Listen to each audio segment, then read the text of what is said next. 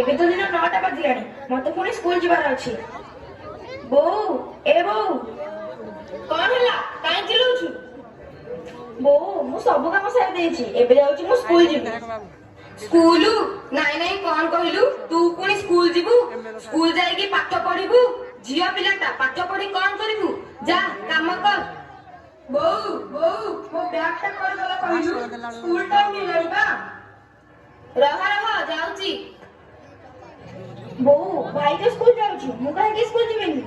ବେଶୀ ପାଠ ପଢନା, ଯା ଘର କାମ କର।